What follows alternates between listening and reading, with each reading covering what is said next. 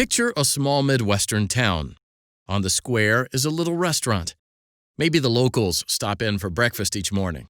Perhaps families dine out to celebrate a special event or take a break from cooking.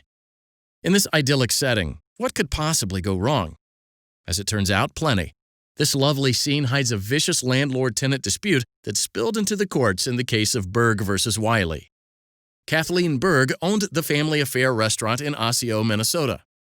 Berg leased the building from Rodney Wiley.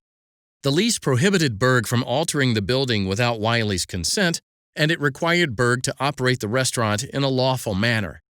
The lease also allowed Wiley to retake possession if Berg violated the lease. In mid-1973, Wiley accused Berg of remodeling the building without his permission. He also asserted that Berg was operating improperly because the restaurant had been cited for multiple health code violations. On June 29th, Wiley sent Berg a letter that said he would retake possession if Berg didn't fix the problems by July 13th. As the deadline arrived, tempers flared. On July 13th, Wiley tried to change the locks on the building, but stopped when Berg confronted him. After closing that night, Berg saw Wiley hanging from a window awning, peering in on her and her friends. Wiley claimed that Berg was vandalizing the interior. He pounded on the door and demanded to be let in.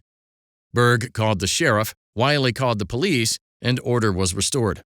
On July 16th, while Berg was away from the restaurant, Wiley changed the locks. By doing so, Wiley engaged in self-help, which is when a landlord evicts a tenant on his or her own without going through the courts. Berg sued Wiley for wrongful eviction, among other claims. At trial, the court made no finding as to whether Berg had actually breached the lease. However, the court held as a matter of law that Wiley had wrongfully evicted Berg. The trial resulted in a judgment of over $30,000 in Berg's favor. Wiley appealed to the Minnesota Supreme Court.